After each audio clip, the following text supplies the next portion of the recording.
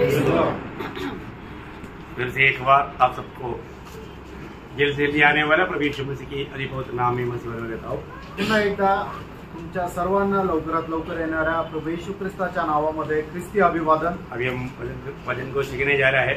आता आपण वचन शिकायला जात आहोत। बहुत प्रार्थना के साथ हमें वचनों को सीखना चाहिए आणि खूप प्रार्थनेपूर्वक परमेश्वराची वचन आपण शिकायचे आहे। ये भी अगर आप प्रार्थना के साथ वचन सीखता है तो जरूर प्रभु की आत्मा को उसका गहराई में जाने देना। आणि प्रार्थनेपूर्वक ज्या वेळेला तुम्ही परमेश्वराचे वचन ऐकता त्या वेळेला निश्चितच पवित्र आत्मा त्या वचनाच्या गहनतेमध्ये तुम्हाला घेऊन जातो। हम लोग प्रकाशित वाक्य का किताबों की बात थोड़ा समझने के लिए सामान्य रीति में थोड़ा तकलीफ की बात है। आणि प्रकटीकरणाच्या पुस्तकाचं जे अध्ययन आहे ते सर्वसाधारणरित्या समजण्याकरता जरा कठीण आहे। पर एक बार समझ लेगा तो आगे को आपको बहुत आसानी है। आणि एकदा जर त्या समजून घेतलं तर मग पुढे खूप सोपं जातं। तो आप लोग इस बार में इसी कारण हर एक शब्दों को भी का अर्थ बताते हुए आपको समझा रहा हूँ। आणि म्हणूनच या वेळेला प्रत्येक शब्दाचा अर्थ सांगून पुढे जात आहोत। तो हम लोगों ने अब यहाँ पर तुर्गियों का द्वारा होने वाला क्लेश के बारे में अध्ययन कर रहा था। आणि रणशिंगाच्या फुकल्या जाण्याच्या द्वारे येणारा जो क्लेश आहे त्याच्या संबंधाने आपण मनन करत होतो। इसमें 7 तुर्गी में 4 तुर्गी की बात डायरेक्ट मनुष्य के ऊपर कोई वादा नहीं था। आणि मग या जे 7 रणशिंगे त्याच्यापैकी 4 रणशिंग जे 7 कर्ण वाजवले जातात त्याच्यापैकी 4 कर्ण ज्या वेळेला वाजवले जातात त्याच्यावर मनुष्यावर कुठल्या प्रकारे व्याधी नाही आहे। क्योंकि अभी इसके बाद 3 जो मानव नरसिंह है वो डायरेक्ट मनुष्य के ऊपर होने वाला क्लेश के बारे में। आणि 3 कर्ण जे आहे त्याच्यावर मनुष्यावर डायरेक्ट व्याधी येणार आहे। पहला 4 किस बातों पर गिरा आपको याद है? आणि पहिले जे 4 कर्ण वाजले त्या वेळेला कोणाकोणावर व्याधी आली ते तुम्हाला ठाऊक आहे। पहले इसमें पूरा खेती खत्म हो गया। आणि पहिला कर्ण वाजला त्या वेळेला सर्व हिरवेगार जे आहे ते सर्व नष्ट झालं। मैं आपको बोला था पूरा वेजिटेरियन पर ला तुम्हारा। आणि मग जे सर्व व्हेजिटेरियन पालेभाज्या आहेत त्या सर्व नष्ट झाल्या। दूसरा मतलब तुर्की भूखा तो मतलब समुद्र में आया वो वादा था, मछली वहां मर गया, बोलेगा तो नॉन वेजिटेरियन पर मारा। आणि दुसरा कर्ण वाजला त्या वेळेला समुद्रावरती व्याधी आली आणि मग त्या ठिकाणी असणारे जे समुद्रातले सर्व जीवजंतू आहेत ते नष्ट झाले म्हणजे नॉनव्हेज वर व्याधी आली। और तीसरा हमने देखा पानी के ऊपर था। आणि तिसरा आपण पाहिलं पाण्यावर होती। और चारों हमने देखा प्रकृति या सूरज और चंद्रमा में था, जबकि रोशनी जो 12 घंटा मिलते हैं वो 8 घंटा होकर कम हो गया। आणि मग चौथी व्याधी जी आहे ती सूर्य आणि चंद्र यांच्यावर आलेली होती की जे 12 तास उजेड द्यायचे ते आता 8 तास उजेड देऊ लागले। वो ध्यान से समझना आणि खूप लक्ष देऊन ऐका। मतलब ये हम लोग भावना करने से भी कितना भयंकर है। आणि आपण कल्पना करण्यापेक्षाही कितीतरी ती भयंकर आहे। खाने के लिए सब्जी नहीं, आणि खाण्याकरता भाजी नाही, और मछली नहीं, आणि काही नॉनव्हेज पण नाही, और पीने के लिए पानी नहीं, पिण्याकरता पाणी नाही, और गर्मी इतना भयंकर, आणि ऊन एवढं भयंकर है, और रोशनी का समय बहुत कम, आणि मग प्रकाश मिळण्याची वेळ कमी। हम भावना करके देखो कैसा अवस्था रहेगा। आणि कल्पना करून बघा ही अवस्था कशी राहील। मैं डराने के लिए उसको थोड़ा भीभत्स रूप में आपको अभी बताने नहीं चाहता, आणि तुम्हाला घाबरवण्याकरता अजून भयंकर रीतीने मी सांगत नाही। लेकिन फिर बाद में वो एक मानव ईगल या एक उगाव आकर के एक बड़ा घोषणा करता है। आणि गरुड येऊन एक मोठी घोषणा करतो। मैंने देखा वो बोलता है वो वचन थोड़ा पढ़ना 8 का 13 वचन। प्रकटीकरण 8 अध्याय 13 वचन वाचा। जब मैंने फिर देखा तो आकाश के बीच में एक उकाब को उड़ते और ऊंचे शब्द से यह कहते सुना, उन 3 स्वर्गदूतों की तुरही के शब्दों के कारण, उन 3 तुर्गी के शब्दों के कारण जिनका फूंकना अभी बाकी है, पृथ्वी के रहने वालों पर हाय हाय, पृथ्वी के रहने वालों पर हाय हाय हाय हाय हाय हाय। आणि ज्या 3 कर्ण वाजायच्या बाकी आहे त्याच्यामुळं पृथ्वीचा धिक्कार असो, धिक्कार असो, धिक्कार असो। अरे ये स्वर्ग से ऐसे वाणी होने का मतलब प्रयोग हम लोग बयान करने से बढ़कर एकदम भयानक बातें हैं। आणि स्वर्गातून अशी वाणी होणं याचा अर्थ काय की ते आपण वर्णन करण्याच्या पलीकडे आहे। और हमने देखा जब 5वां तुर्गी फूका आणि 5वा कर्ण ज्या वेळेला वाजवण्यात आला तो क्या आया? एक तारा गिर करके उन्होंने अगाध कुएं का मानो ढक्कन खोल लिया तो क्या हुआ? भयानक रीति में वहां से मतलब कौन सा आया, टिटिया आया।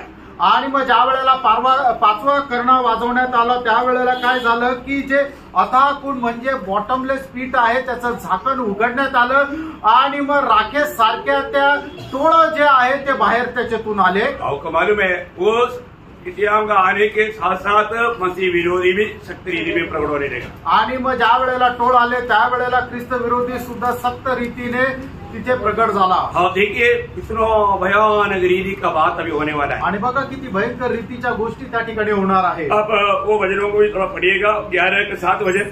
प्रगटीकरण 11 अध्याय 7 वचन। जब वे अपनी गवाही दे चुकेंगे तो वह पशु जो अतः कुंड में से निकलेगा उनसे लड़कर उन्हें जीतेगा और उन्हें मार डालेगा। देखिए उस अगाध कुंड से जैसा धुआं और टिटिया निकलेंगे उसके साथ ये मसीह विरोधी भी बाहर आएगा। आणि अथाह कुंडामधून जसा धूर आणि मग ते टोळ निघतील तसा तो ख्रिस्त विरोधी सुद्धा बाहेर येईल। उसका 13 अध्याय का 5 से 7 वचन।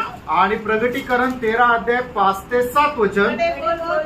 और निंदा करने के लिए उसे एक मुंह दिया गया और उसे 42 महीने तक काम करने का अधिकार दिया गया। उसने परमेश्वर की निंदा करने के लिए मुंह खोला कि उसके नाम और उसके तंबू अर्थात स्वर्ग के रहने वालों की निंदा करे। उसे यह भी अधिकार दिया गया कि पवित्र लोगों से लड़े और उन पर जय पाए और उसे हर एक कुल और लोग और भाषा और जाति पर अधिकार दिया गया। देखिए यहाँ पर हम देखते हैं कि मसीह विरोधी को इस प्रकार का कार्य करने के लिए, इतना भयंकर कार्य करने के लिए अधिकार भी मिल गया। आणि ख्रिस्त विरोधाला एवढं मोठं भयंकर कार्य करण्याकरता अधिकार पण मिळाला। उसका 17 अध्याय का 8 वचन पढ़िए। प्रगटीकरण 17 अध्याय त्याचं 8 वचन हे वाचा। जो मैंने देखा है वह पहले तो था पर अब नहीं है और अथाह कुंड से निकलकर विनाश में पड़ेगा।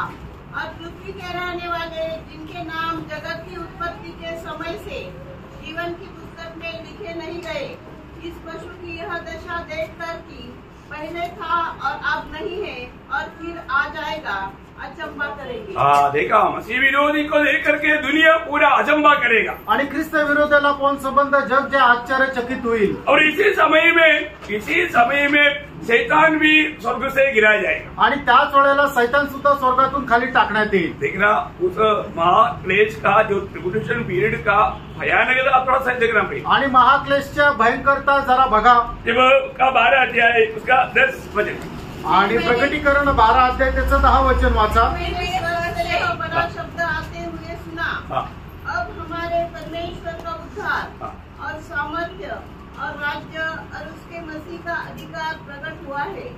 क्योंकि हमारे भाइयों पर दोष लगाने वाला जो रात दिन हमारे परमेश्वर के सामने उन पर दोष लगाया करता था, गिराया दिया गया है। हाँ देखिए, अरे उसको उस स्वर्ग से गिराया गया आणि मग त्या सैतानाला त्या स्वर्गातून खाली टाकण्यात आलं। अभी क्या हुआ? आता काय झालं? उसका 12 वचन। त्याचं 12 वचन। इस कारण हे स्वर्गो और उनमें रहने वालों मगन हो, हे पृथ्वी और समुद्र तुम पर हाय, क्योंकि शैतान बड़े क्रोध के साथ तुम्हारे पास उतर आया है, क्योंकि जानता है कि उसका थोड़ा ही समय बाकी है। हाँ देखिए, सबसे बड़ी बात यहाँ पर अभी क्या हुआ, मसीह विरोधी और शैतान ये दोनों मिलकर के भयंकर रीति में मनुष्य के ऊपर सतावट खोलने वाला टाइम आ गया। आणि ख्रिस्त विरोधी आणि सैतान या दोघं मिळून खूप भयंकर रीतीने पृथ्वीवर राहणारे जे मनुष्य आहेत त्यांचा छळ करण्याची ती वेळ आली। अभी इसी समय में है जबकि जातियों को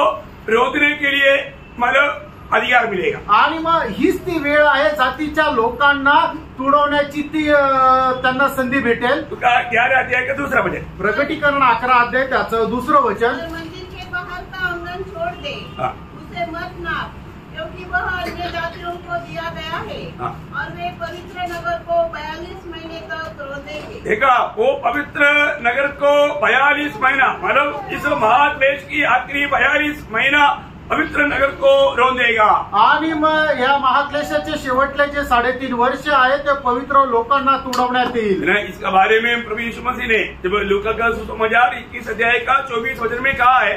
आणि याच्या संबंधाने प्रभू येशू ख्रिस्ताने लूक त्याच्या 21 अध्याय आणि त्याच्या 24 वचनामध्ये असं म्हटलेलं आहे।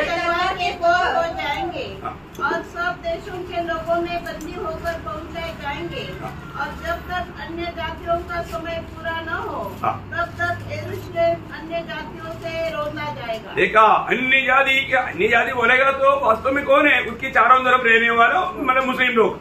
आणि अन्न जाती म्हटलं म्हणजे काय आहे की यरूशलेमच्या चौबाजूला राहणारे मुस्लिम लोक। आपको मालूम है इसराइल अगर आप उसका जो माप देखेगा तो एक डॉट जैसा है, उसके चारों तरफ कितना है?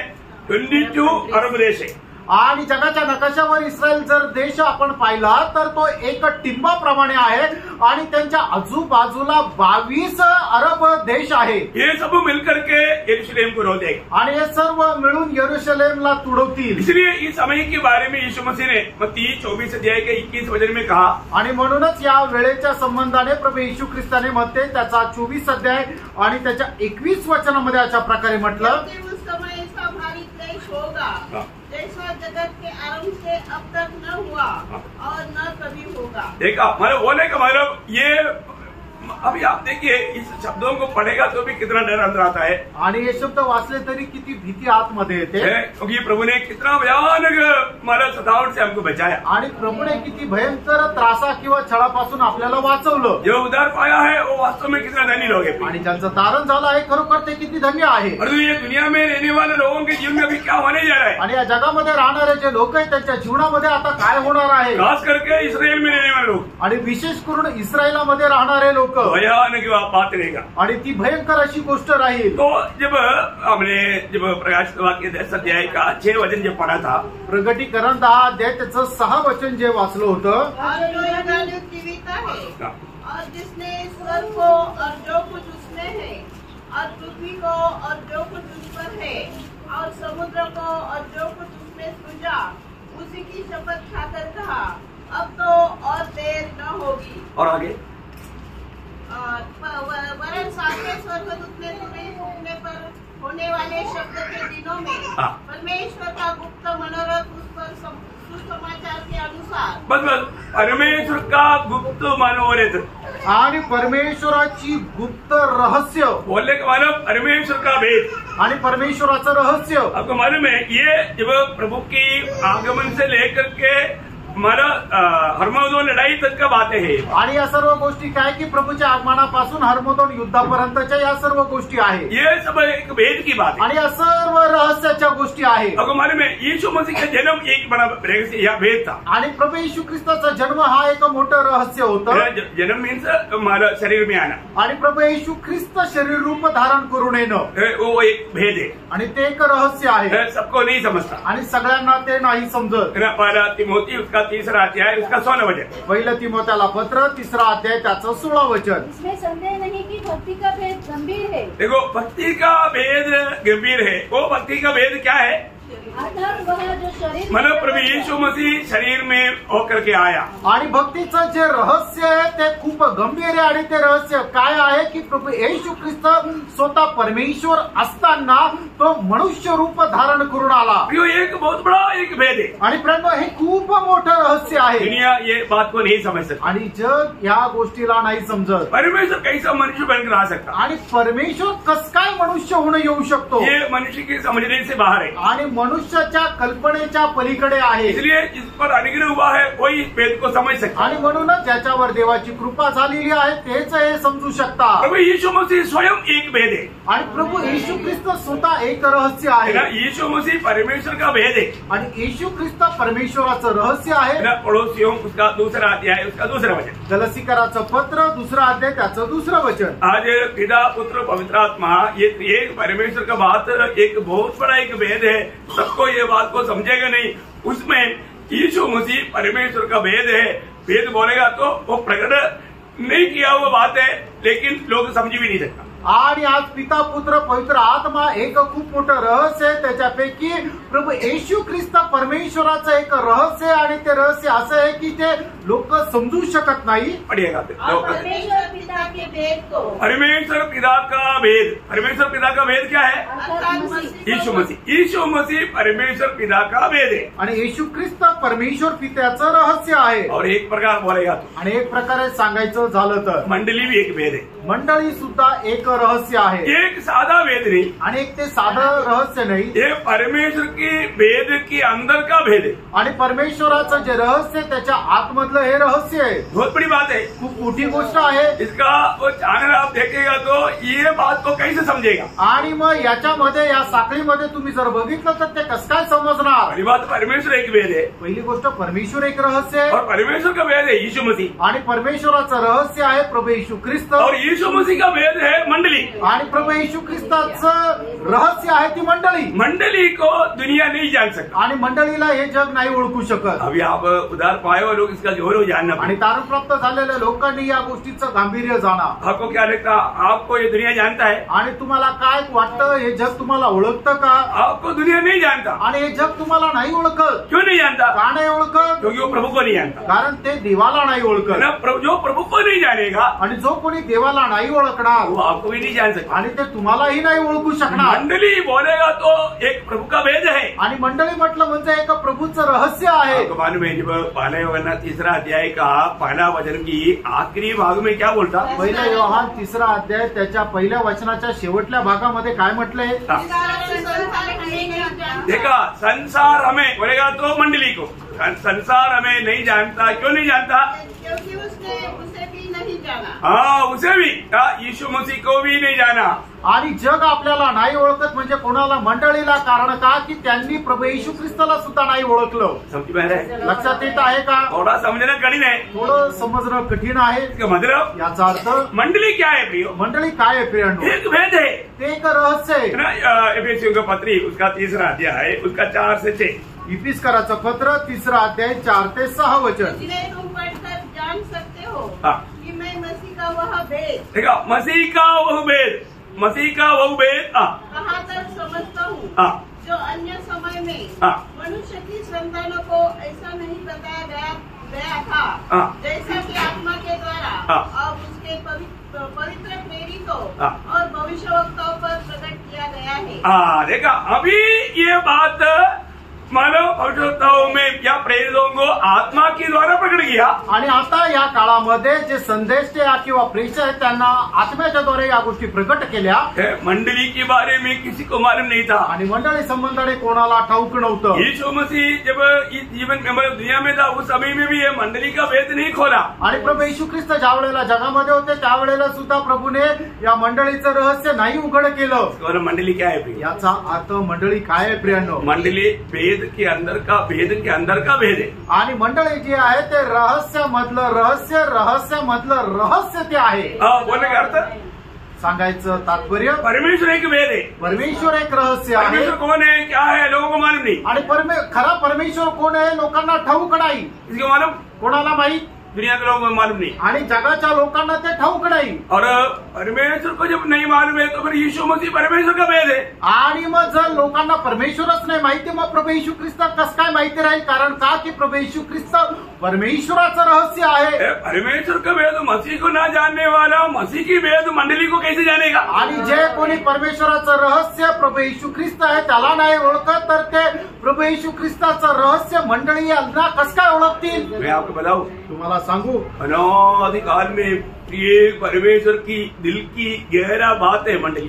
आणि अनादी कालापासून त्रिएक परमेश्वराच्या हृदयाची घड गोष्ट आहे ती म्हणजे मंडळी। और वो बात प्रभु प्रकाशित करके नहीं देगा तो कौन समझेगा? आणि ती गोष्ट प्रभू प्रकाशित करून नाही देणार तर कोणाला समजेल? ये जो मंडली जीवन में आने के बाद है ना, मंडली जीवन में आने के बाद में हमारे जीवन में बिल्कुल पूरा पूरा बदलाव होना ही चाहिए। आणि मंडळी जीवनामध्ये आल्यानंतर आपलं जीवन जे आहे ते एकदम संपूर्णरित्या रूपांतरित व्हायला पाहिजे। लेकिन आज मंडली क्या है, मंडली का महत्व बहुत लोग नहीं जानते। आणि मंडळी काय आहे, मंडळीचं महत्व काय आहे, पुष्कळ पवित्र लोक नाही ओळखत। और अभी उनके लिए एक बड़ा भेद है, वो है स्वर्ग राज्य। आणि त्यांच्याकरता अजून एक मोठं रहस्य ते म्हणजे स्वर्गाचं राज्य। स्वर्ग राज्य के बारे में लोगों को मालूम नहीं। आणि स्वर्ग राज्या संबंधाने लोकांना ठाऊक नाही है ना। प्रभु मत्ती यीशु समाचार उसका 13 अध्याय का 11 वचन। मत्ती त्याचा 13 अध्याय त्याचं 11 वचन। उसने उत्तर दिया, तुमको स्वर्ग के राज्य के भेदों की समझ। देखा, स्वर्ग राज्य की भेद, या स्वर्ग राज्य एक भेद है आणि स्वर्गाचं राज्य एक रहस्य आहे। Praise Lord, praise Lord. है ना। आपको मालूम है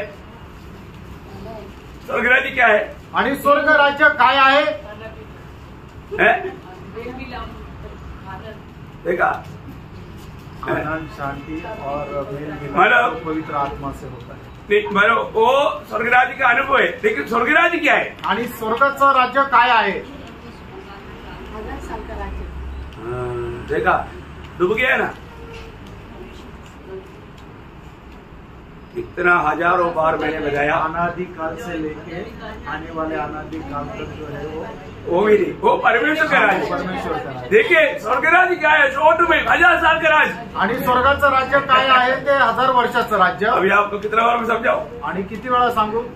मैंने बहुत बार, इसलिए आप लोग थोड़ा ये बात को थोड़ा ध्यान से समझना भैया. आणि म्हणूनच तुम्ही ते लक्ष देऊन समजून घ्या.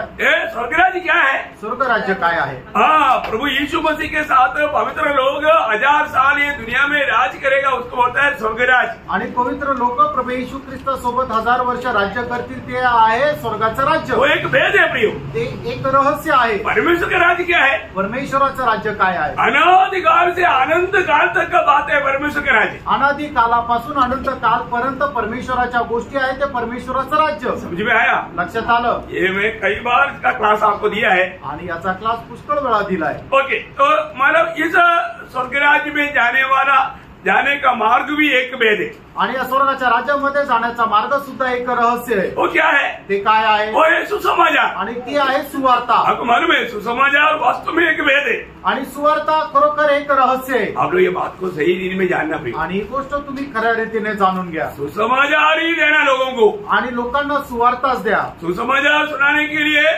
मतलब सही रीति में जानकारी चाहिए. आणि सुवार्ता सांगण्याकरता लोकांना चांगल्या प्रकारचं ज्ञान असलं पाहिजे. सुसमाचार एक भेद है. आणि सुवार्ता एक रहस्य आहे. एफिसियों 6 अध्याय उसका 19 वचन. इफिसकाराचं पत्र 6 अध्याय त्याचं 19 और वचन. मेरे लिए भी हाँ. कि मुझे बोलने के समय ऐसा प्रबल वचन दिया जाए हाँ. कि मैं साहस के साथ सुसमाचार का भेद बता सकूं. देखा सुसमाचार का भेद मैं लोगों को दे पाऊं. आणि सुवार्तेचं रहस्य मी लोकांना देऊ शकू. मैं आपको एक से एक बार नम्र विनती करता हूँ. पुन्हा एकदा मी तुम्हाला नम्र विनंती करतो. पिछले दिन में भी मैंने बताया था. मागील दिवसामध्ये पण मी सांगितलं होतं. भैया हम लोग सुसमाचार देने के लिए भेजा हुए लोग हैं. आणि प्रियानो, आपण सुवार्ता सांगण्याकरता पाठवलेले लोक आहोत. प्रभु ने क्या बोला था? प्रभूने काय म्हटलं होतं? मत्ती 18 अध्याय का 19 वचन. मत्ते 18 अध्याय त्याचं 19 वचन.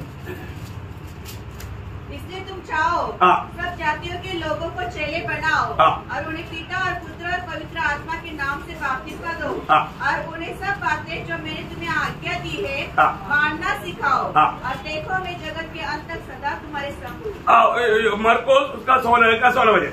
मार्क 16 अध्याय त्याचं 16 वचन. ये दोनों मिलकर पढ़ेगा तो आपको थोड़ा और समझेगा. हाँ. जो विश्वास करे और बपतिस्मा ले हाँ. उसी का उद्धार होगा. नहीं उसका 15 वचन से पढ़ना. और उसने उनसे कहा तुम सारे जगत में जाकर हाँ. सारी सृष्टि के लोगों को सुसमाचार प्रचार करो. हाँ, शायद मत्ती में भी मतलब 28 का 18 वचन. आणि मत्ते त्याचं 28 अध्याय त्याचं 18 वचन. यीशु ने उसके पास जाकर कहा हाँ.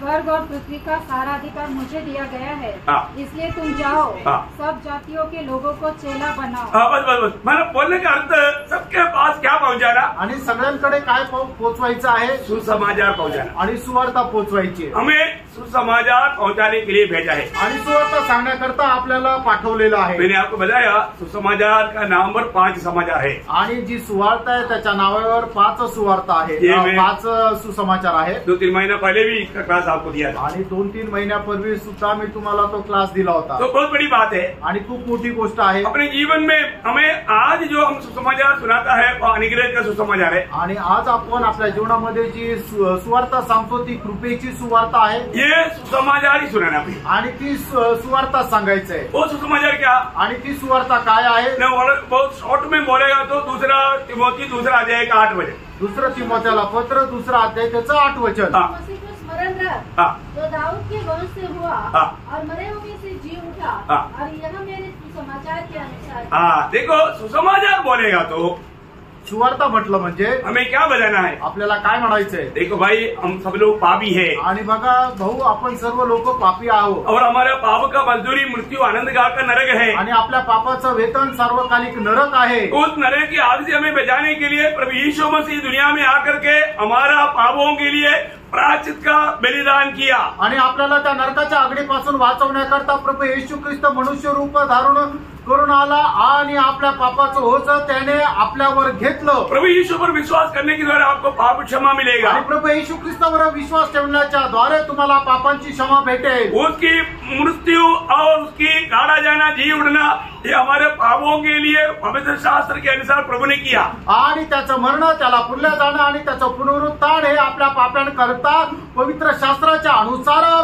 परमेश्वराने केलं। मैं एक बात आपको बताऊं, ही गोष्ट सांगू, एक सुसमाचार सुनाने के लिए जाने के टाइम पर कभी भी आप मूर्ति पूजा का बारे में, मरियम का बारे में, मदर तेरेसा के बारे में कभी नहीं बोलना। आणि मी तुम्हाला सांगू, ज्या वेळेला तुम्ही सुवार्ता सांगायला जाता त्या वेळेला मूर्ती पूजे संबंधाने, मदर टेरेसा संबंधाने, मरियम संबंधाने कधी सांगू नका। वो सुसमाचार के अंदर है ही नहीं। आणि ते सुवार्तेमध्ये नाहीये। आपको सीधा सुसमाचार सुनाए। आणि तुम्हाला एकदम सुवार्ता सांगायची। अगर आप दूसरे बात करेगा, फिर झगड़ा करेगा, आपको थप्पड़ मारेगा, आप बोलना नहीं यीशु मसीह के लिए मैंने मार खाया, नहीं, आपने सुसमाचार नहीं सुनाया इसलिए मार खाया। आणि मग तुम्ही तशा प्रकारे वेगळं काही सांगायला जाल, मग त्या ठिकाणी भांडण होईल आणि मग तो एक गालामध्ये मारेल आणि मग त्याच्यानंतर तुम्ही म्हणाल की प्रभू येशू ख्रिस्ताच्या सुवार्तेसाठी मी मार खाल्ला। तसं नाही, तुम्ही सुवार्ता नाही सांगितली म्हणून मार खाल्ला। मूर्ति पूजा के बारे में बोलने से किसी का उद्धार नहीं होगा। आणि तुम्ही मूर्ती पूजे संबंधाने बोलल्यानंतर कोणाचं तारण होणार नाही। मरियम के बारे में बोलेगा तो किसी का उद्धार नहीं होगा। मरियम संबंधाने सांगितल्यानंतर कोणाचं तारण होणार नाही। या हम मदर तेरेसा के बारे में बोलेगा तो उद्धार नहीं होगा। मदर टेरेसा संबंधाने सांगितल्यानंतर कोणाचं तारण होणार नाही। उद्धार सिर्फ प्रभु यीशु मसीह में है। आणि तारण फक्त प्रभु येशू ख्रिस्तामध्ये आहे। सिर्फ यीशु मसीह को देना आणि फक्त प्रभु येशू ख्रिस्ताला द्यायचंय। आपका डायरेक्शन को मोड़ने के लिए विरोधी कई प्रकार का सवाल ला सकता है। आणि तुमचा जो मार्ग आहे तो बदलवण्याकरता विरोधी पुष्कळ प्रकारचे प्रश्न आणेल। आप लोग ध्यान से सुनना, तुम्ही लक्ष देऊन ऐका। आप लोग सुसमाचार कैसे देना है, मैं आप लोगों के साथ रह करके कई बार ये बात सिखाया। आणि सुवार्ता कशी सांगायची तुमच्या सोबत राहून पुष्कळ वेळा मी तुम्हाला सांगितलं। क्यों? सुसमाचार एक भेद है। प्रियानो, सुवार्ता एक रहस्य आहे। हम सुसमाचार ही देना, आपण सुवार्ताच द्यायची आहे। उन्हें आने के बाद में फिर आपको उनको बैठने के लिए ये सारे बात मूर्ति पूजा के बारे में, मरियम के बारे में, मानव दिन के बारे में, साल के बारे में सब बता सकते हैं। आणि मग एखादा व्यक्ती प्रभूमध्ये आल्यानंतर त्याला आत्मिक जीवनामध्ये अधिक वाढवण्याकरता मग या सर्व गोष्टी मरियम संबंधाने, मदर टेरेसा संबंधाने, वर्षा संबंधाने, दिवसा संबंधाने त्याला तुम्ही सांगू शकता। परंतु जब तक एक व्यक्ति का उद्धार नहीं होता, प्रियानो, जोपर्यंत एका व्यक्तीचं तारण नाही होत, जब तक वो प्रभु की आत्मा को नहीं प्राप्त करता, आणि जोपर्यंत एखादा व्यक्ती प्रभूच्या आत्म्याला प्राप्त नाही करत, वो व्यक्ति आपको अगर सुसमाचार के बिना कोई भी बात पर आप गिर गया, वो वहां पर पलट करके आपको डुबा देगा। आणि सुवार्ता सांगत असताना एखाद्या गोष्टीमध्ये जर तुम्ही खाली पडले तर मग त्याच्यावर तो मुद्दा घेऊन तुमच्याशी भांडण करेल। आपको सबको जाकर बोलना है आणि तुम्हाला सर्वांना जाऊन हे सांगायचंय। जब लूका का सुसमाचार उसका 24 अध्याय का 46-47 आणि लोक त्याचा 24 अध्याय त्याचं 46-47 वचन। और ये लिखा है कि मसीह दुख उठाएगा और तीसरे दिन मरे हुए से जी उठेगा और यरूशलेम से लेकर सब जातियों में मन फिराव का और पापों की क्षमा का प्रचार उसी के नाम से किया जाएगा। देखा, प्रभु यीशु मसीह के नाम से मन फिराव और पाप क्षमा का बात इसके नाम से किया जाएगा। आणि प्रभू येशू ख्रिस्ताच्या नावामध्ये पाप क्षमाचा आणि पश्चातापाचा प्रचार केला जाईल। उनको सिर्फ प्रभु यीशु मसीह को ही देना। आणि त्यांना फक्त प्रभू येशू ख्रिस्ताला द्यायचंय। प्रभु यीशु मसीह दुनिया में किस लिए आया? प्रभू येशू ख्रिस्त या जगामध्ये कशा करता आले? हम पापियों का उद्धार करने के लिए आए। आणि आपण जे पापी आपलं तारण करण्याकरता। हमारा जीवन में सिर्फ एक ही लक्ष्य रहना, एक पापी से जब हम प्राप्त करता है तो, आणि आपल्या जीवनामध्ये फक्त एकच उद्देश ठेवायचा आहे, वो व्यक्ति में यीशु मसीह उनको मिल जाए। आणि जो पापी मनुष्य त्याला प्रभू येशू ख्रिस्त भेटावा। यीशु मसीह कौन है वो जाने, आणि त्याने जाणावं की प्रभू येशू ख्रिस्त कोण आहे। हम उनको ये समझाना है कि जब मत्ती 21 वचन आपको मालूम है, यीशु नाम का अर्थ क्या है? हमें पाप से छुड़ाने वाला। आणि मत्ती त्याचा पहिला अध्याय त्याचे 21 वचन काय सांगतं की येशू या नावाचा अर्थ काय आहे की पापी लोकांना त्यांच्या पापापासून सोडवणारा। हमें सुनने वालों को ये समझाना जरूरी बात है। आणि आपल्याला जे ऐकतात त्यांना हे समजून सांगणं गरजेचं आहे। अब एक पापी है, तुम्ही एक पापी आहात। ये बात को बहुत कम लोग है जो मना करेगा। आणि हे गोष्ट खूप कमी लोक आहे की ते अमान्य करतील। कुछ लोग ये भी बात बोलता है कि मनुष्य को पापी बोलना ही पाप है। आणि काही लोक या गोष्टी सुद्धा सांगतात की मनुष्याला पापी म्हणणंच पाप आहे, ऐसा कहने वाले लोग भी है। असं बोलणारे लोक सुद्धा आहे। उनके साथ भी बात करने के समय में संभाल कर बोलना, आणि अशा लोकांसोबत बोलत असताना सुद्धा सांभाळून बोला। Praise the Lord. Praise the Lord. तो अनेक बातों में अगर हम प्रभु की आत्मा की अगुवाई में अगर नहीं बोलेगा, आणि प्रत्येक गोष्ट देवाच्या आत्म्याच्या आधारे जर आपण नाही बोलली तर, हमने किया हुआ काम प्रभु का काम नहीं, आणि मग आपण केलेलं काम प्रभूचं काम नाही, कुछ फायदा आनंददा में नहीं, आणि मग त्याच्याद्वारे आपल्याला मिळणारा जो फायदा सार्वकालिक जीवनामध्ये नाही। प्रभु यीशु मसीह के नाम पर पाप क्षमा है, ये बात को उन्हें समझाना। आणि प्रभू येशू ख्रिस्ताच्या नावामध्ये पापांची क्षमा आहे ही गोष्ट त्यांना समजून सांगायची। बोलने के समय में बोलना, परमेश्वर का वचन पवित्र शास्त्र बाइबल में लिखा है, रोमियो 3:23, सबने पाप किया और परमेश्वर का महिमा से रहित हो गए। आणि त्यांना सांगताना अशा प्रकारे सांगायचंय, परमेश्वराचं वचन, पवित्र शास्त्र, रोमकराचं पत्र, त्याचा 3रा अध्याय, त्याचं 23 वचन असं सांगतं की प्रत्येकाने पाप केलं आणि देवाच्या वचनाला अंतरले। आपका सिद्धांत क्या कहता है हमारे नहीं? तुमचं सिद्धांत काय सांगतं मला माहित नाही, परमेश्वर का वचन बाइबल कहता है, परमेश्वराचं वचन, पवित्र शास्त्र, बाइबल असं सांगतं। अब एकदम बहुत अथॉरिटी के साथ, बहुत ताकत के साथ बताना पड़ेगा, आणि खूप सामर्थ्यासह अधिकारवाणीने तुम्हाला बोलायचंय। ये कोई डर करके बोलने बात नहीं, आणि घाबरून बोलणारी गोष्ट नाही। सुसमाचार बिल्कुल एक अधिकार का शब्द है, आणि सुवार्ता एकदम अधिकाराचा शब्द तो आहे। इसलिए प्रभु यीशु मसीह पर जो भी विश्वास करेगा उसको पाप क्षमा मिलेगा, आणि जो कोणी प्रभू येशू ख्रिस्तावर विश्वास करेल त्याला पापांची क्षमा भेटेल, क्योंकि वो आपके लिए, आपके पापों के लिए सूली पर मरा कारण तो तुमच्या करता, तुमच्या पापांकरता वधस्तंभावर मेला और मृतकों से तीसरा दिन जी उठा। आणि मेलेल्यातून 3ऱ्या दिवशी जिवंत झाला। मरने के बाद का जीवन के बारे में अगर हमें समझ चाहिए तो प्रभु यीशु मसीह जो कहता है वही सच है। आणि मेल्यानंतरचं जे जीवन आहे त्याची समज जर आपल्याला ठेवायचंय तर ते म्हणजे प्रभू येशू ख्रिस्त आहे।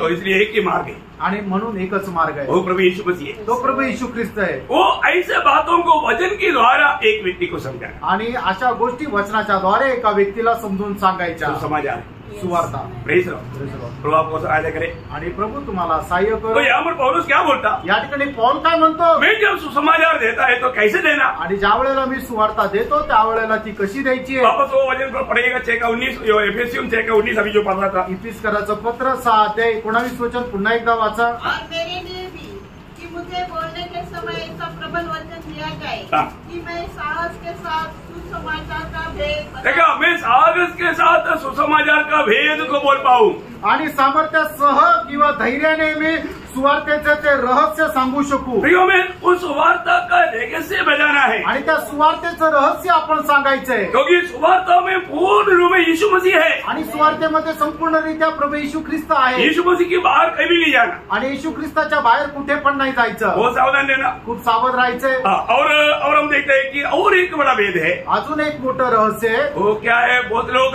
मतलब दुनिया नहीं जाने का, कई पवित्र लोग भी नहीं जानते, आणि जगाला नाही ठाऊक आणि पुष्कळ पवित्र लोकांना पण नाही ठाऊक। वो क्या है, ते काय आहे, कोलोसियों का पत्र उसका पहला अध्याय का 26 वचन। कलसीकराचं पत्र 1 अध्याय 26 वचन। अर्थात उस भेद को समय और पीढ़ी से गुप्त रहा, हाँ। परंतु अब उनके पवित्र लोगों पर प्रकट हुआ है। वो क्या है भेद, प्रकट करना चाहा हाँ। कि उन्हें ज्ञात हो कि अन्य जातियों में हाँ। उस भेद की महिमा का मूल्य क्या है, हाँ। और वह यह है वो ये है, कि मसीह जो महिमा की आशा है हाँ। तुम्हें रहता है। हाँ, वो है वो भेद। आणि ते रहस्य हे आहे की ख्रिस्त जी गौरवाची आशा आहे ते तुमच्यामध्ये राहतो, मतलब मसीह तुम में रहता है, वो एक भेद है। आणि ख्रिस्त तुमच्यामध्ये राहतो ते एक रहस्य आहे। दुनिया जानते है क्या, जगाला ठाऊक आहे का, हम लोग कहीं जाने के टाइम पर यीशु मसीह उसमें है, वो यीशु मसीह के साथ आया, वो जानते है क्या, आणि मग आपण कुठे गेल्यानंतर तो येशू ख्रिस्त त्याच्यामध्ये, तो येशू ख्रिस्तासोबत आला असं लोकांना समजतं का, विश्वास ही नहीं जानता फिर तो दुनिया के लोगों का बात क्या बोलूं। आणि विश्वासाला जर नाही समजत तर मग ते जगाच्या लोकांना काय सांगू। सही बात है ना, खरं आहे ना। अभी देखो मेरे घर में कोई आ गया तो मुझे ऐसा लगता है यीशु मसीह आ गया, मैं उसी प्रकार उसके साथ व्यवहार करता हूँ। आणि माझ्या घरामध्ये कोणी आलं तर मी हा विश्वास ठेवतो की प्रभू येशू ख्रिस्त आला आणि मी त्याच्यासोबत तसाच व्यवहार करतो, क्योंकि वचन वो बोलता ना, कारण वचन तसं सांगतं। तो आपका घर में आएगा तो आप एक विश्वासी के साथ कैसा व्यवहार करता, आणि तुमच्या घरामध्ये एखादा विश्वासू आलं तर मग तुम्ही कसा व्यवहार करता। मैं आपके ऊपर आरोप नहीं लगा रहा हूँ, तुमच्यावर कुठल्या प्रकारे दोषारोप नाही लावत आहे। बहुत लोग समझता है खूप लोकांना समजतं। यीशु मसीह घर में आया, आणि येशू ख्रिस्त घरामध्ये आला। कौन आया, कोण आलं, यीशु मसीह घर में आया, आणि येशू ख्रिस्त घरामध्ये आले। Praise the Lord. Praise the Lord. आया कि नहीं? आले का नाही? अरे भाई, आप में यीशु मसीह रहता है। आणि तुमच्यामध्ये प्रभू येशू ख्रिस्त राहतो। मैंने ये सुना है, मी असं ऐकले, साधु सुंदर सिंह एक घर में गया आणि साधू सुंदर सिंग एका घरात गेले और कुछ दिन उधर रहा। आणि काही दिवस त्या घरामध्ये राहिले। वो घर में एक बच्चा था आणि त्या घरामध्ये एक मुलगा होता। और एक दिन स्कूल जाकर के जब आया आणि एक दिवस शाळेमधून ज्या वेळेला आला तो वो साधु सुंदर सिंह उधर नहीं था। आणि त्यावेळेला साधू सुंदर सिंग तिथं नव्हते। तो वो बच्चा पूछता है, आणि त्यावेळेला तो मुलगा विचारतो, मम्मी आई यीशु मसीह कब गया? आणि येशू ख्रिस्त कधी गेले? Praise the Lord। अरे वो बच्चा इतना समझदार है। तो मुलगा एवढा समजदार आहे। बाकी बेटिया पूछ, आणि मग बाकीच्यांचं कसं काय सांगू? समझ गया ना? समजला ना? अरे प्रभु, हमारे घर में प्रभु का जन कोई भी उधार पाए हुआ अपने भाई बहन कोई भी आता है तो हमको ये अनुभव आना चाहिए, यीशु मसीह हमारे घर में आया, क्योंकि ये एक भेद है, दुनिया नहीं जानता पर जो प्रभु के लोग जानता ना। आणि एखादा विश्वासू ज्या वेळेला आपल्या घरामध्ये आला त्या वेळेला आपल्याला हे समजायला पाहिजे की विश्वासू नाही तर प्रभू येशू ख्रिस्त आपल्या घरामध्ये आला। कारण का की त्याच्यामध्ये प्रभू येशू ख्रिस्त राहतो। हे रहस्य आहे, जगाला नाही ठाऊक पण तुम्हाला तर ठाऊक आहे ना। तो कितनी लोगों को भी प्रकाश नहीं। आणि पुष्कळ लोकांना तो सुद्धा प्रकाश नाही। आप एक दूसरे के साथ जब भी कोई भी बात करता है तो ये ध्यान देना आप यीशु मसीह के साथ बात कर रहे हैं। आणि तुम्ही ज्या वेळेला एकमेकाशी बोलता त्यावेळेला ही गोष्ट लक्षात ठेवा की तुम्ही प्रभू येशू ख्रिस्तासोबत बोलत आहे। Praise the Lord. क्या बोलना चाहिए? आणि मग आपण काय बोलायला पाहिजे? अभी देख लो अभी क्या क्या बोला और रिकॉर्ड पूरा हो गया। आणि बघा तुम्ही काय काय बोलले, सर्व काही रेकॉर्ड झालंय। आगे का संभालना प्रिय, आणि याच्या पुढे तुम्ही बोलता ते सांभाळा, वो भी एक भेद है। ते सुद्धा एक रहस्य आहे। और भी एक भेद बोल करके आगे बढ़ता। अजून एक रहस्य सांगून मी पुढे जातो। वेदों का एक महान ग्रंथ है बाइबल। आणि रहस्याचं एक मोठं ग्रंथ आहे ते बायबल है ना। जब पहला कुरिन्थी 15 अध्याय का 51-52 वचन में पढ़ेगा तो पहिले करंदीकराचं पत्र त्याचा 15 अध्याय 51 आणि 52 वचन वाचाल तर पवित्र लोगों का पुनरुत्थान एक भेद है। आणि पवित्र लोकांचं पुनरुत्थान एक रहस्य आहे। प्रियो, ये सारी बात युगों में छिपा हुआ बात है। आणि या सर्व गोष्टी युगांमध्ये लपलेल्या गोष्टी आहे। ये बीते दिनों में किसी को मालूम नहीं था, आणि मागील दिवसांमध्ये कोणाला हे माहित नव्हतं, किसी को प्रकट नहीं किया आणि कोणाला ते प्रगट झाल्या नव्हत्या। आप पढ़िए 51-52। देखो मैं तुमसे भेद की बात करता हूँ, हम सब नहीं सोएंगे परंतु सब बदल जाएंगे। हम सब बोलेगा तो कौन? हाँ, जो उधार पाया। आणि ज्यांचं तारण झालं। पौलुस यहाँ पर कुरिन्थ मंडली को बोलता है, आणि पौल करंदीकराच्या मंडळीला अशा प्रकारे सांगत आहे, हाँ वो मंडली में उधार नहीं पाया वो लोग भी रहेगा, आणि त्या मंडळीमध्ये तारण न प्राप्त झालेले लोक सुद्धा राहतील, उनके बारे में नहीं। त्यांच्या संबंधाने नाही। और जो भी नया जन्म पाया, आणि ज्यांचा कोणाचा नवा जन्म झाला, जो प्रभु की आत्मा पाया, आणि ज्याला प्रभूचा आत्मा जो मिळाला, आत्मा के अनुसार चलता, आणि जे आत्म्याच्या अनुसार चालतात उनको बोलता है। त्यांना असं म्हणतो। Praise the Lord। ये एक बात ध्यान रखिए, आणि एक गोष्ट जाणा फ्रेंड, प्रभु में विश्वास किया इतना बोलना काफी नहीं। आणि प्रभूमध्ये विश्वास केला एवढं बोलणं पुरेसं नाही। प्रभु में विश्वास किया तो आनंद जीवन है, आणि प्रभूवर विश्वास केल्यानंतर सार्वकालिक जीवन आहे। परंतु आनंद जीवन पाया हुआ लोगों का चिन्ह क्या? आणि ज्याला सार्वकालिक जीवन मिळालं अशा लोकांचं चिन्ह काय आहे? क्योंकि आपको मालूम है यीशु मसीह पर विश्वास किया तो वो दंड की आज्ञा से बच गया। आणि ज्याने कोणी प्रभू येशू ख्रिस्तावर विश्वास केला तो दंडाज्ञापासून वाचला। बोले क्या था? सांगायचं तात्पर्य, अनंत काल का नरक से बच गया। आणि अनंत कालच्या नरकापासून तो वाचला। और जो बच गया वो सबूत क्या? आणि तो वाचला याचं प्रमाण काय? कैसे मालूम? कसं काय समजणार? रोमी 8 के 1 का आखिरी भाग ध्यान देना, पूरा पढ़ना। रोम त्याचा 8 अध्याय त्याचं पहिलं वचन लक्षपूर्वक वाचा, पूर्ण वाचा। हाँ। अब जो मसीह यीशु में नहीं पूरा पढ़ो ना। अब जो मसीह यीशु में है हाँ। उन पर दंड की आज्ञा नहीं। देखिए ये इतना भाग पढ़ करके रुकना नहीं। आणि एवढा भाग वाचून थांबू नका। हम मसीह पर विश्वास किया आणि आपण ख्रिस्त येशूवर विश्वास केला, हमको क्या लगा? आपल्याला काय वाटलं? मेरा उद्धार हो गया, माझं तारण झालं, मैं आनंद आग से बच गया। अनंत कालच्या अग्नीपासून मी वाचलो। नहीं बचा, नाही वाचले, नहीं आपका उद्धार ही नहीं हुआ। तुमचं तारणच नाही झालं। उद्धार हुआ है तो तुमचं तारण झालेलं आहे तर आपका नया जन्म हो गया। तुमचा नवा जन्म झाला, नया जन्म हो गया तो आणि नवा जन्म झाला तर प्रभु की आत्मा आपको मिल गया। आणि देवाचा आत्मा तुम्हाला मिळाला, प्रभु की आत्मा आप में मिल गया, आप में आ गया तो आणि देवाचा आत्मा तुमच्यामध्ये आला आहे तर आगे जीवन अपना मनमानी का नहीं। आणि याच्या नंतरचं जीवन तुमच्या मनमर्जीप्रमाणे नाही। फिर कैसा है? मग ते कसं आहे? जो जिस पर दंड की आज्ञा नहीं वे, क्योंकि वे शरीर के अनुसार नहीं हाँ शरीर के अनुसार नहीं वरन आत्मा के अनुसार चलते हैं। आत्मा के अनुसार चलते हैं, उनके ऊपर दंड की आज्ञा नहीं। आणि मग जे शरीराच्या अनुसार नाही पण आत्म्याच्या अनुसार चालतात त्यांच्यावर दंडाज्ञा नाही। इसका मतलब याचा अर्थ उधार पाया हुआ व्यक्ति, नया जन्म पाया हुआ व्यक्ति एक नया तरीके का जीवन में जाता।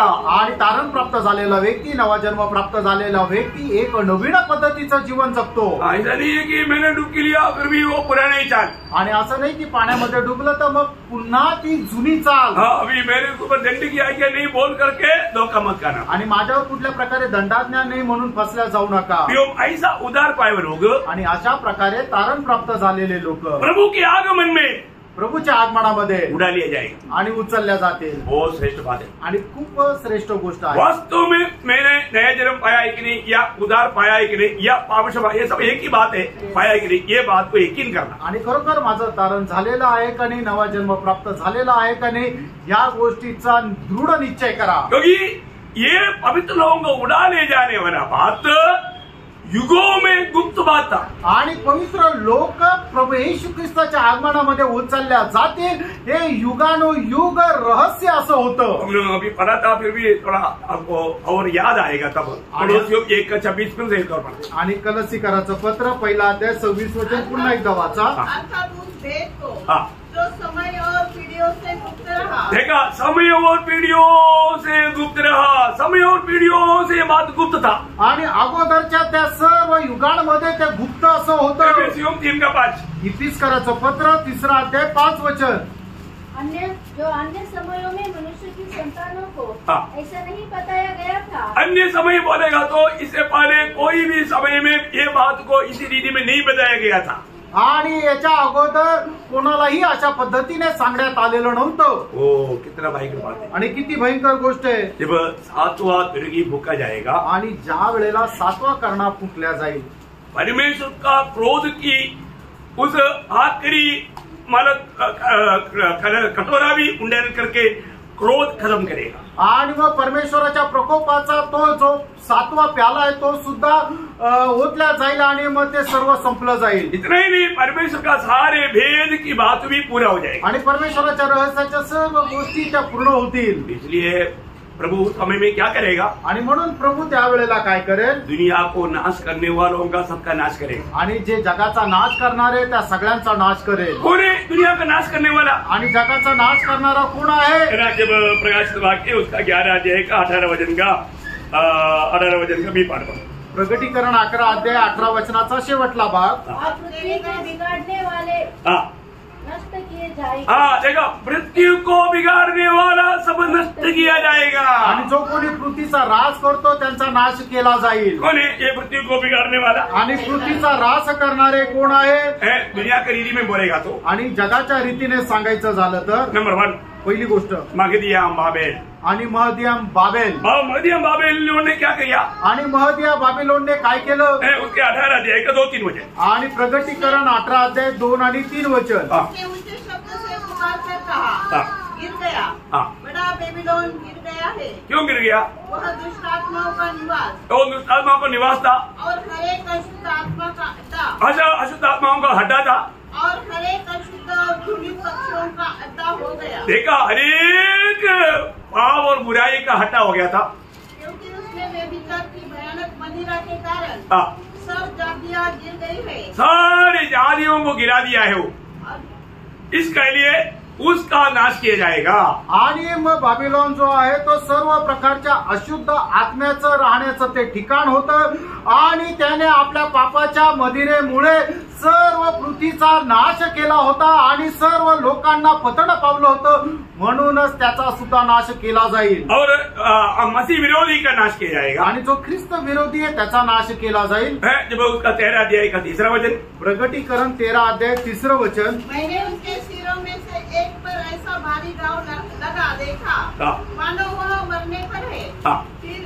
फिर उसका प्राण घातक घाव अच्छा हो हो गया हाँ। और सारी पृथ्वी के लोग उस पशु के पीछे पीछे अचंबा करते हुए चले। हाँ, सारी दुनिया उस मसीह विरोधी के पीछे चलता था, उनको सबको नाश करेगा। आणि संबंध जग त्या ख्रिस्त विरोधाला अनुसरत होते त्या सगळ्यांचा नाश केला और जाईल. किसको नाश करेगा? अजून कोणाचा नाश केला जाईल? झूठा भविष्यवक्ता का। आणि खोट्या संदेष्टांचा. उसका 13 के 14 वचन पढ़ना। आणि प्रकटीकरण 13 अध्याय 14 वचन. जिन के कारण जिन्हें उस पशु के सामने दिखाने का अधिकार उसे दिया गया था, हाँ। वो पृथ्वी के रहने वालों को भरमाता था। देखा, बुद्धि में रहने वाला, लोगों को भरमाने वाला झूठा भविष्यवक्ता को भी नाश किया जाएगा। आणि पृथ्वीवर राहणारे जे लोक आहेत त्यांना भरमावणारा किंवा भुरळा घालणारा जो खोटा संदेश आहे त्याचाही नाश केला जाईल. इतना ही नहीं, एवढंच नाही, उनके पीछे चलने वाले लोग, आणि त्याला अनुसरणारे लोक. उसका 17 अध्याय का 12 से 14।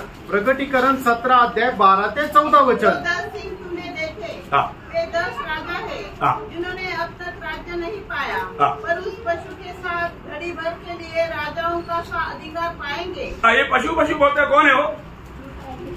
हाँ, एंटीक्राइस्ट। याद रहना है, पशु बोलेगा तो कोई दुनिया का पशु नहीं, हाँ, मसीह विरोधी है, याद रहना है। हाँ। आणि या ठिकाणी तो पशु म्हणून जे संबोधित केलेला आहे ते जगामध्ये असणारा कुठल्या प्रकारचा प्राणी नाहीये, तर तो ख्रिस्त विरोधी आहे. उस समय के लोग क्या करेंगे? आणि त्यावेळेचे लोक काय करतील? इस पशु के पीछे होलेगा आणि या पशुच्या पाठीमागे जातील. और आगे ये सब एक मन होंगे, हाँ। आगे अपनी अपनी सामर्थ्य और अधिकार हाँ। उस पशु को देंगे। हाँ। वे मेमने से लड़ेंगे। हाँ, मतलब मेमने से लड़ने वाला झूठ, मतलब मसीह विरोधी और उनके साथियों को, आणि त्या कोकऱ्याशी लढणारे जे ख्रिस्त विरोधी आणि त्याच्या साथ देणारे. हाँ, और उसका 19 वचन पढ़ना। प्रकटीकरण 19 अध्याय 19 वचन वाचा. फिर मैंने उस पशु हाँ। और पृथ्वी के राजाओं और उनकी सेनाओं को हाँ। उस घोड़े के सवार और उसकी सेना से लड़ने के लिए इकट्ठे देखा। हाँ, देखिए, इस प्रकार मसीह विरोधी के साथ मिलकर के प्रभु से लड़ने के लिए आने वाले सबको, आणि अशा प्रकारे ख्रिस्त विरोधाशी एकमत होऊन परमेश्वराच्या विरोधात जे युद्ध करता येणाऱ्या सगळ्यांना. और इतना ही नहीं, एवढंच नाही, इन सारी बातों का लीडर होकर काम करने वाला शैतान को, आणि या सर्व गोष्टीचा नेता होऊन कार्य करणाऱ्या सैतानाला सुद्धा. उसका 20 अध्याय का 7 से 10 वचन। आणि प्रकटीकरण 20 अध्याय 7 ते 10 वचन. हाँ। जब 1000 वर्ष पूरे हो चुकेंगे, हाँ। तो शैतान कैद से छोड़ दिया जाएगा। हाँ। वह उन जातियों का जो पृथ्वी के चारों ओर होगी, हाँ। अर्थात गोग और मागोग को जिनकी गिनती समुद्र के बालू के बराबर होगी, हाँ। भरमाकर लड़ाई के लिए इकट्ठा करने को निकलेगा। हाँ। वे सारी पृथ्वी पर फैलकर पवित्र लोगों की छावनी हाँ। और नगर को घेर देगी। हाँ। और आग स्वर्ग से उतर कर उन्हें भस्म करेगी। हाँ। उनका भरमाने वाला शैतान आग और गंधक की उस झील में, हाँ। जिसमें वह पशु और झूठा भविष्यवक्ता भी होगा। हाँ, देखो, उनमें पशु और झूठा भविष्यवक्ता होगा और डाल दिया जाएगा। हाँ, उसमें डाल दिया जाएगा। तो मतलब दुनिया को नष्ट करने वाला ये सारे झुंडों को ये 7वां तुर्गी में खत्म किया जाएगा. आणि जगाचा नाश करणाऱ्या सर्व जे व्यक्ती आहेत त्यांना त्या 7व्या तुतारीमध्ये नाश केला जाईल. भयंकर बात है ना प्रिय, आणि भयंकर गोष्ट आहे है ना. जब प्रभु का मतलब महाक्लेश के दिनों में इसराइल से 12 गोत्रों से 12,000 के हिसाब से चुने हुए लोगों को साथ दे करके प्रभु का खास 2 दास लोग उनके साथ सेवा करता. आणि महाक्लेशाच्या दिवसामध्ये इस्रायलाच्या 12 गोत्रापासून प्रत्येक गोत्राचे 12,000 असे 1,44,000 लोक निवडल्या जातील. त्याच्या सोबत त्यांना मार्गदर्शक करणारे परमेश्वराचे 2 दास त्या ठिकाणी त्या सेवेकरता ज्या वेळेला निघतील, वे लोग बड़े बड़े काम करेंगे आणि ते लोक मोठे मोठे आश्चर्य कर्म करतील. है ना. मसीह विरोधी का लोग उसके साथ लड़ते रहेगा आणि ख्रिस्त विरोधाचे लोक त्यांच्या विरोधामध्ये युद्ध करत राहतील. आखिर में जब मतलब शैतान ऊपर से गिराया जाता है, मसीह विरोधी को पूरा सामर्थ्य देगा. आणि ज्या वेळेला सैतान स्वर्गातून खाली पृथ्वीवर पाडण्यात येईल त्यावेळेला जो ख्रिस्त विरोधी आहे तो आपलं सगळं सामर्थ्य त्या ख्रिस्त विरोधाला देईल मसीह विरोधी उस ताकत से क्या करेगा? आणि ख्रिस्त विरोधी त्या सामर्थ्याने काय करेल? ये दोनों को खत्म करेगा आणि हे जे दोन प्रभूचे सेवक आहेत त्यांना मारून टाकेल और उनको यरूशलेम की सड़क पर उसकी लोथ पड़ा रहेगा आणि यरूशलेमच्या रस्त्यावर त्यांचं शव पडलेलं राहील 3.5 दिन तक ऐसा ही रहेगा आणि 3.5 दिवस त्यांचं शव असंच पडलेलं राहील उसको खबर में नहीं रखेगा। आणि त्याला कबरेमध्ये ठेवण्यात नाही येणार 3.5 दिन में आणि 3.5 दिवस झाल्यानंतर उस समय में स्वर्ग से एक वाणी आएगा। आणि त्या वेळेला स्वर्गातून एक वाणी येईल तो क्या आया था? आणि ती वाणी काय राहील? है ना 11 का 12 वचन आणि प्रकटीकरण 11 अध्याय त्याचं 12 वचन प्रभु ने स्वर से एक बड़ा शब्द सुनाई दिया, हाँ। यहाँ ऊपर आओ। हाँ। यह सुन वे बादल पर सवार होकर अपने बैरियों को देखते देखते हाँ। स्वर्ग पर चढ़ गए। हाँ देखिए वही देखते देखते स्वर्ग पर चढ़ गया। आणि मग त्यांचे शत्रू पाहत पाहत ते लोक स्वर्गामध्ये पोहोचले। तब क्या हुआ? त्यावेळेला काय झालं? उसका 13 वचन त्याचं 13 वचन फिर उसी घड़ी हाँ। एक बड़ा भूकंप हुआ। हाँ देखिए उस समय में एक बड़ा भूकंप हुआ। आणि त्यावेळेला एक मोठा भूकंप झाला भूकंप में क्या हुआ? आणि त्या भूकंपामध्ये काय झालं? देखिए उस समय में मरने वालों का संख्या तक गिन करके यहाँ पर उल्लेखित किया हुआ है। आणि मग त्यावेळेला जे मरणारे लोक आहेत त्यांची संख्या सुद्धा या ठिकाणी लिहिली आहे। कितने लोग मरा? आणि किती लोक मेले? 7,000 लोग। आणि 7,000 लोक। वो वचन पढ़ना 13 वचन पढ़ना 13 वचन वाचा। हाँ। और नगर का 10वां भाग हाँ। गिर पड़ा हाँ। और उस भूकंप से हाँ। 7,000 मनुष्य मर गए। देखा 7,000 एक नहीं मरेगा। आणि 7,001 नाही मारणार। बाइबल में एक बात बोला है आणि बायबलमध्ये एखादी गोष्ट सांगितली तर उस समय में रहने वाले लोगों को पूछना पड़ेगा। अभी आपने को अभी उनको पूछने का मौका नहीं मिलेगा आणि त्यावेळेच्या लोकांना ते विचारावं लागेल पण आपल्याला ती संधी भेटणार नाही क्योंकि उनसे हम नहीं मिलेंगे। कारण आपण त्यांना भेटणार नाही। और जो वचन में लिखा है आणि वचनामध्ये लिहिले ऐसा ही होगा। असंच होईल। है ना अशूर राजा इतना बड़ा सैनिक के साथ आया और जो प्रभु ने वचन दिया उन लोग एक तीर भी तुम्हारे देश में नहीं भेजेगा।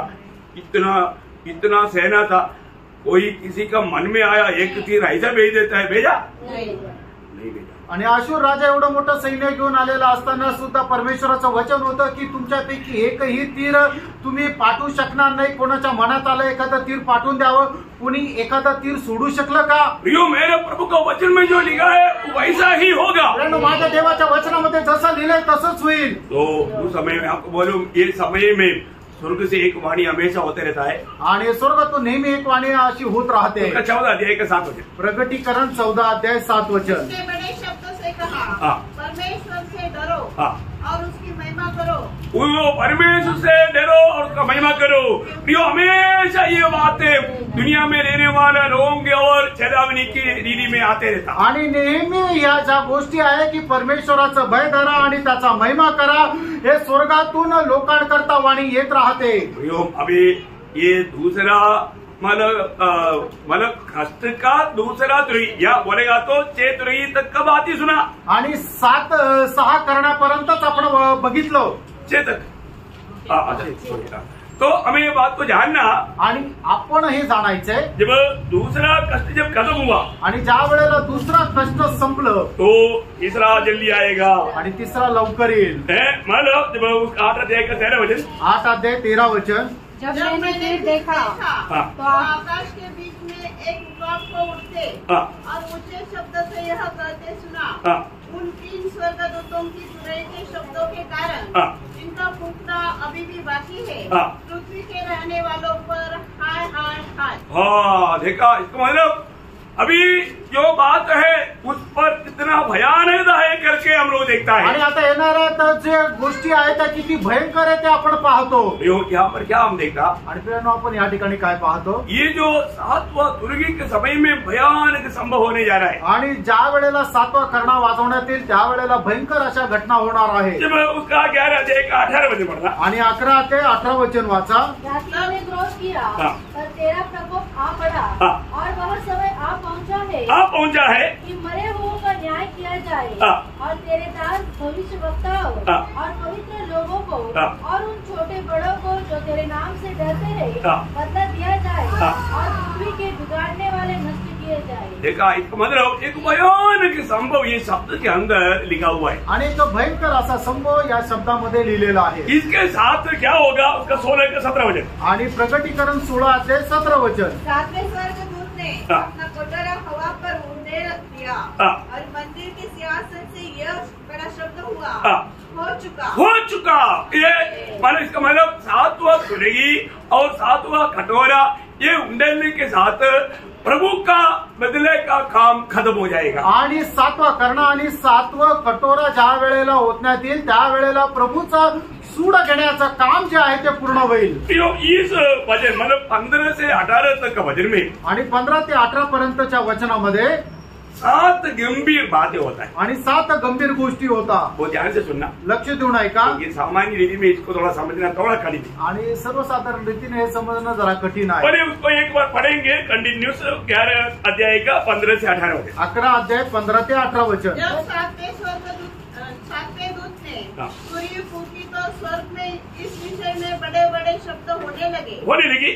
जगत का राज्य हमारे प्रभु का और उसके मसीह का हो गया। इसका मतलब काम खत्म हो गया आणि याचा अर्थ काम पूर्ण झालं। बहुत बड़ी बात है, खूप मोठी गोष्ट आहे। मतलब जगत का राज्य आणि जगाचं राज्य क्या हो गया, काय झालं, हमारा प्रभु का और मसीह का बन गया। आणि आपल्या प्रभूचं आणि ख्रिस्ताचं झालं। ये उसका आप उसका मतलब 19 अध्याय का 12 वचन थोड़ा पास। आणि प्रकटीकरण 19 अध्याय पहिलं वचन वाचा। इसके बाद मैंने स्वर्ग में मानो बड़ी भीड़ के ऊंचे शब्द से यह कहते सुना, हालेलुया, उद्धार और महिमा और सामर्थ्य हमारे परमेश्वर की ही है। बोलने का मतलब प्रभु जब राज लिया तो स्वर्ग में बहुत बड़ा आनंद का घोषणा हुआ। आणि ज्या वेळेला परमेश्वराने राज्य आपल्या हातामध्ये घेतलं त्यावेळेला खूप आनंदाची घोषणा झाली। उसका 6 वचन, त्याचं 6 वचन। फिर मैंने बड़ी भीड़ का सा और बहुत जल का सा और गर्जन का सा बड़ा शब्द सुना,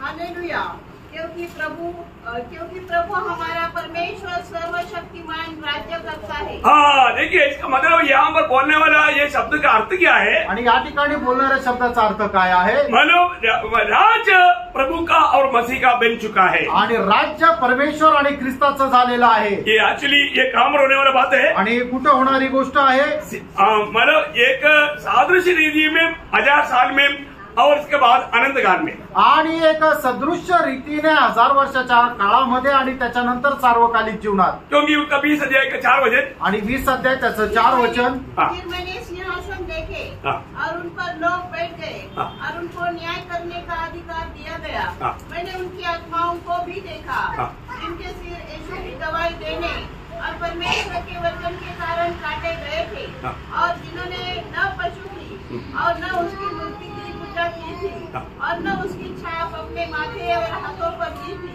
वे जीवित होकर मसीह के साथ 1000 वर्ष तक राज्य करते रहे। 1000 साल तक मसीह के साथ राज्य करेगा। उसका 6 वचन, धन्य और पवित्र वह है जो इस पहले पुनरुत्थान का भागी है। देखिए पहला पुनरुत्थान के भागीदार लोगों को अभी क्या होने वाला है, ऐसा पर दूसरी मृत्यु का कुछ भी अधिकार नहीं है, पर वे परमेश्वर और मसीह के याजक होंगे और उसके साथ 1000 वर्ष तक राज्य करेंगे। देखा, उसके साथ 1000 साल राज करेगा आणि मग ते लोक 1000 वर्षापर्यंत त्यांच्यासोबत राज्य करतील। एक बात, मला 1000 साल के राज्य में भी परमेश्वर का राज्य का पूर्णता का एक बहुत बड़ा दृष्टांत देख सकता। आणि 1000 वर्षाच्या राज्यामध्ये परमेश्वराच्या राज्याची पूर्णताचा खूप मोठा दृष्टांत पाहू शकतो, आनंददा का आणि याचा सार्वकालिक जीवनाचा। अभी दूसरा बात, आणि दुसरी गोष्ट, कोई 11 अध्याय का 15 वचन का थोड़ा आगे पढ़ना। आणि प्रकटीकरण 11 अध्याय 15 वचनाच्या पुढे वाचा। तब 24 प्राचीनों जो परमेश्वर के सामने अपने अपने सिंहासन पर बैठे थे मुंह के बल गिरकर परमेश्वर को दंडवत करके यह कहने लगे, हे सर्वशक्तिमान प्रभु परमेश्वर जो है और जो था, हम तेरा धन्यवाद करते हैं कि तूने अपनी बड़ी सामर्थ को काम में लाकर राज्य किया है।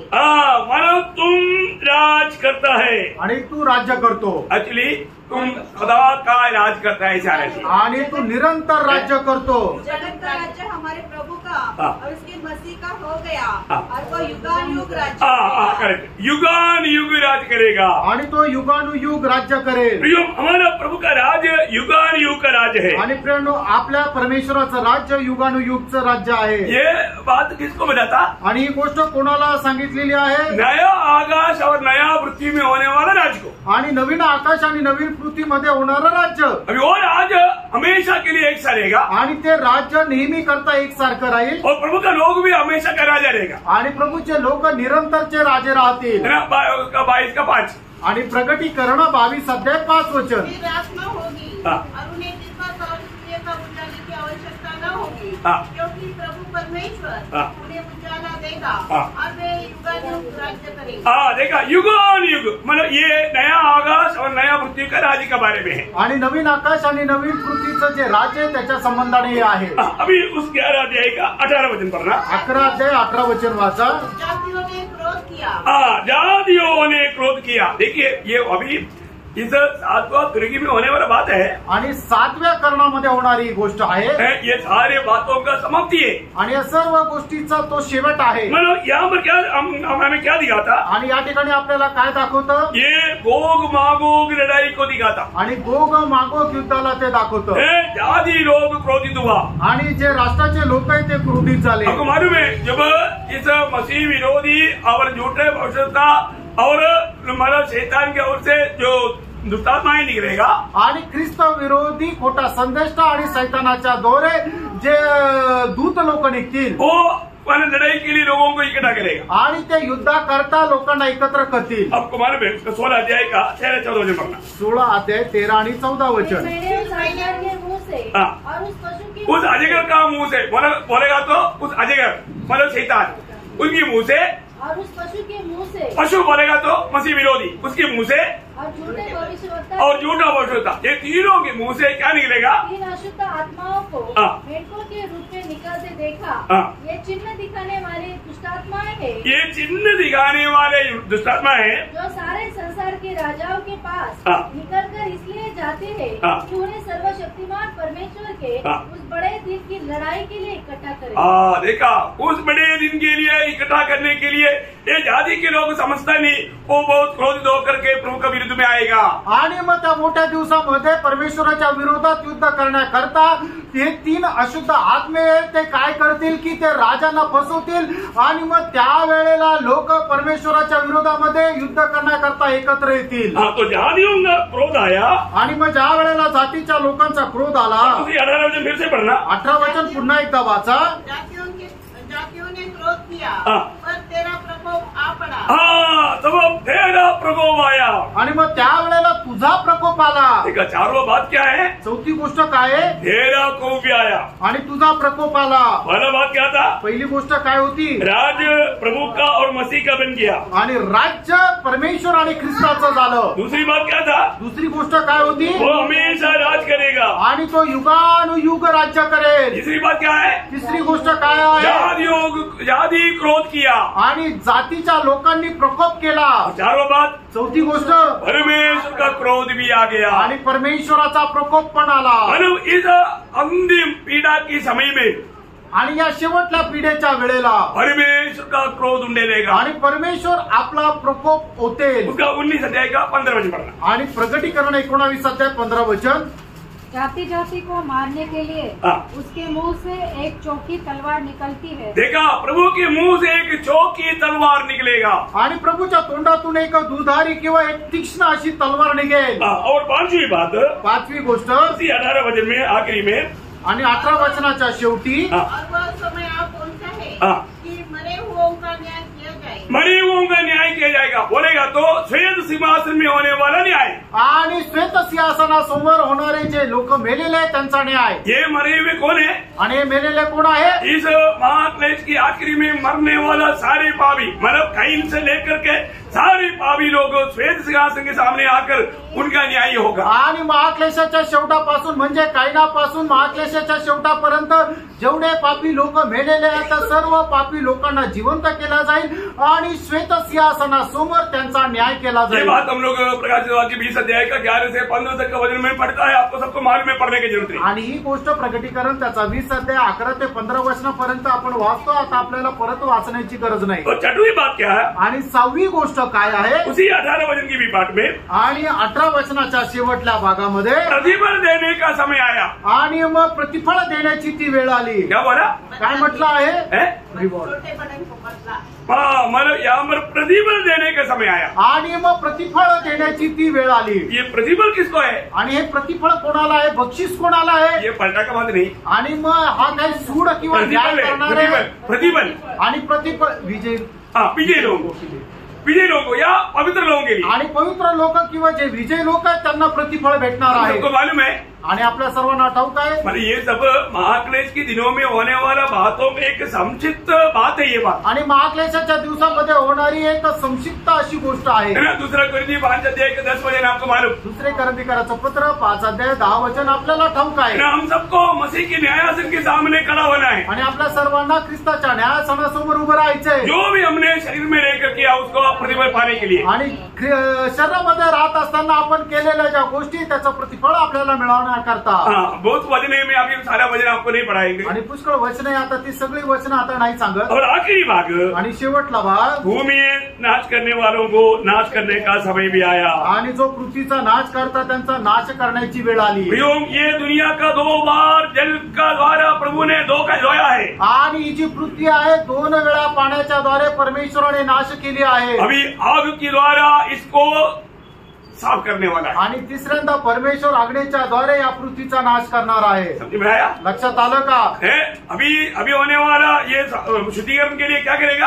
आणि आता जे होणारं शुद्धीकरण आहे त्याच्याकरता परमेश्वर काय करणार आहे? दूसरा पत्रोस 3 अध्याय का 10-11 वचन. दुसरे पेत्र 3 अध्याय 10-11 वचन. परंतु प्रभु का दिन चोर के समान आ जाएगा. हाँ. वो दिन आकाश बड़ी हड़बड़ाहट के शब्द से डरता रहेगा. हाँ. और तत्व बहुत ही तप्त होकर पिघल जाएंगे. हाँ. और पृथ्वी और उस पर के काम जल जाएंगे. हाँ. जबकि ये सब वस्तुएं इसी रीति से पिघलने वाली है. देखा प्रियो, ये सब जल करके खत्म हो जाएगा. आणि प्रियांनो, जे आपल्याला डोळ्याने दिसतं ते सर्व अग्नीमध्ये वितळून जाणार आहे. उसके बाद एक नया आकाश नया पृथ्वी. आणि त्याच्यानंतर एक नवीन आकाश आणि नवीन पृथ्वी राहील. उसमें मला नया यरूशलेम उतराएगा. आणि मग त्याच्यामध्ये नवीन यरूशलेम उतरून येईल. ओ, कितना बड़ी बात है. आणि किती मोठी गोष्ट आहे. उस 11 अध्याय का 19 वचन. आणि प्रगटीकरण 11 अध्याय 19 तब वचन. परमेश्वर का जो मंदिर हाँ.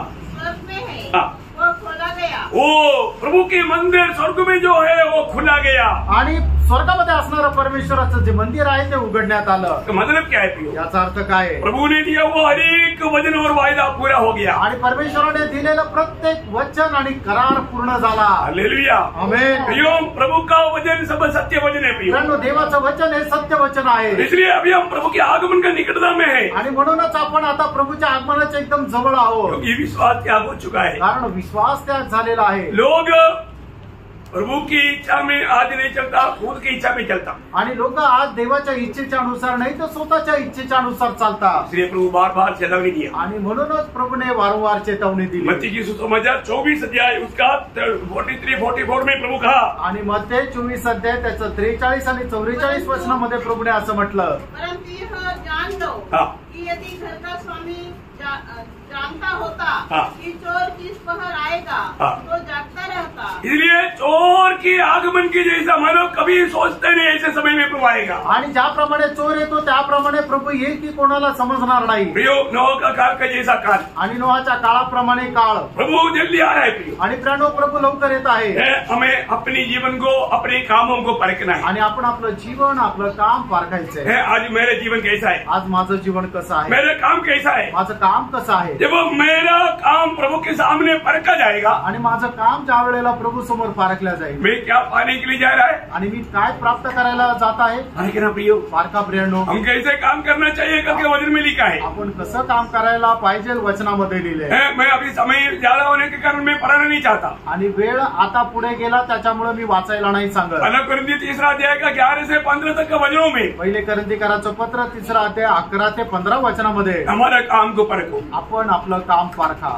6 प्रकार की बातों से हम काम करते हैं. आणि 6 प्रकारच्या द्वारे आपण काम करतो. सोना चांदी बहुमूल्य पत्थर, आणि सोने चांदी आणि बहुमूल्य दगड, लकड़ी घास भूसा. लाकूड घास आणि भुसा. आज मेरा काम कैसा है? आज माझं काम कसं आहे. प्रभु परखेगा तो मेरा काम जलने वाला है तो मुझे कुछ भी प्रतिफल नहीं मिलेगा. आणि प्रभूने जर पारखलं आणि माझं काम जर जळणारं आहे तर मला काही प्रतिफळ भेटणार परंतु नाही. मेरा काम बना रहेगा तो आणि माझं काम स्थिर राहिलं तर मुझे प्रतिफल मिलेगा. मला प्रतिफळ भेटेल. मुझे क्या क्या प्रतिफल मिलेगा? आणि मला काय काय प्रतिफळ भेटेल हमें जानना चाहिए. आपण जाणायला हमें पाहिजे. जानना चाहिए. आपण जाणायला है पाहिजे. ना? मानव समय को देखकर मैं यहाँ रुकता हूँ. आणि वेळ पाहून या ठिकाणी थांबतो. प्रियो, बहुत सुंदर बातें हैं. आणि प्रेरणा खूप सुंदर गोष्टी आहेत. अभी कल से हम 12 अध्याय का अध्ययन करने जा रहे हैं. आणि उद्यापासून 12 अध्यायावर आपण मनन करणार आहोत. है ना? इस बीच में कई ऐसा संभव है जबकि लोगों को समझना बहुत कठिन है. आणि याच्यामध्ये काही अशा घटना आहे का लोकांना समजणं कठीण है आहे. ना? ये स्वर्ग में होने वाला कुछ चिन्ह है. आणि स्वर्गामध्ये होणारे हे चिन्ह आहे. है ना? एक स्त्री के बारे में. आणि एका स्त्री संबंधाने. है ना? 12 अध्याय आप जरूर पढ़कर आना. आणि 12 अध्याय निश्चितच वाचून है ना? या. ताकि आपको कल वो समझाने के लिए आसानी हो जाए. आणि उद्या तुम्हाला ते समजून सांगण्याकरता सोपं जाईल. तो आप सबको ये वचनों के द्वारा